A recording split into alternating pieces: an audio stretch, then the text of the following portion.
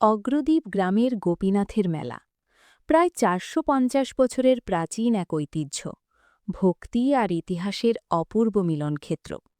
ভাগীরথীর পবিত্র তীরে অবস্থিত অগ্রদ্বীপ, এই স্থান জড়িয়ে আছে মহাপ্রভু শ্রী চৈতন্যের স্মৃতির সঙ্গে। এখানে গোপীনাথের প্রতিষ্ঠা করেছিলেন মহাপ্রভুর পার্ষদ গোবিন্দ ঘোষ।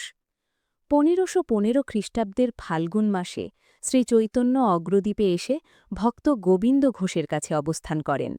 সেই সময় মহাপ্রভু একটি কৃষ্ণ বিগ্রহ নির্মাণ করিয়ে প্রতিষ্ঠা করেন এবং তার নাম দেন গোপীনাথ। পরে নীলাচলে যাত্রার সময় মহাপ্রভুর নির্দেশে অগ্রদ্বীপেই থেকে যান গোবিন্দ ঘোষ। তিনি সারা জীবন নিজেকে উৎসর্গ করেন গোপীনাথের সেবায়। ১৫৮৮ খ্রিস্টাব্দে চৈত্র মাসের কৃষ্ণপক্ষের একাদশী তিথিতে দেহত্যাগ করেন মহাপ্রভুর অষ্টপার্ষদের অন্যতম এই মহান ভক্ত।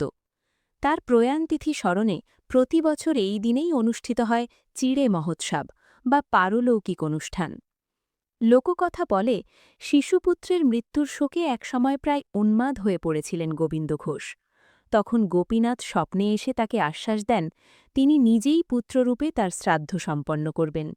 সেই বিশ্বাস থেকেই গোবিন্দ ঘোষের মৃত্যুর পর গোপীনাথ ১ মাস ধরে হবিষ্যান্ন গ্রহণ করেন এবং শ্রাদ্ধকালীন কাঁচা ধারণ করেন পিণ্ডদান সম্পন্ন করার জন্য। আজও সেই প্রথা অটুট। প্রতি বছর চৈত্র মাসের কৃষ্ণপক্ষের একাদশীতে গোপীনাথের বিগ্রহ মন্দির থেকে বের করে আনা হয় গোবিন্দ ঘোষের সমাধিক্ষেত্রে। মন্দিরের পাশেই রয়েছে তার সমাধিস্থল। আর সেই উপলক্ষেই অগ্রদ্বীপে বসে ঐতিহ্যবাহী গোপীনাথের মেলা, যেখানে মিলিত হয় ভক্তি, সংস্কৃতি আর লোক উৎসবের আনন্দ। অগ্রদ্বীপ আগে থেকেই প্রসিদ্ধ ছিল বারুণী স্নান উৎসবের জন্য। চৈত্রের কৃষ্ণা ত্রয়োদশীতে অনুষ্ঠিত এই বারুণী স্নান শ্রীচৈতন্যের আবির্ভাবেরও বহু আগে থেকে প্রচলিত। বাংলা, বিহার, বাংলাদেশ ও ওড়িশার বিভিন্ন প্রান্ত থেকে ভক্তরা এখানে আসতেন পুণ্য স্নানে অংশ নিতে।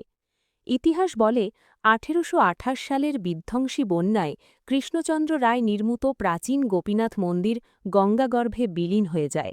সেই মন্দিরটি বর্তমান মন্দিরের প্রায় ১ মাইল উত্তর-পশ্চিমে অবস্থিত ছিল। বর্তমান মন্দিরটি নির্মিত হয় ১৮২৩ সালে যশোরের বগজর নিবাসী গোপীনাথ পোদ্দারের আর্থিক সহায়তায়। আজও ভাগীরথীর তীরে দাঁড়িয়ে গোপীনাথের মন্দির শুধু একটি উপাসনালয় নয়, এটি ভক্তি, অলৌকিক বিশ্বাস আর বাংলার শতাব্দী প্রাচীন ঐতিহ্যের এক জীবন্ত দলিল।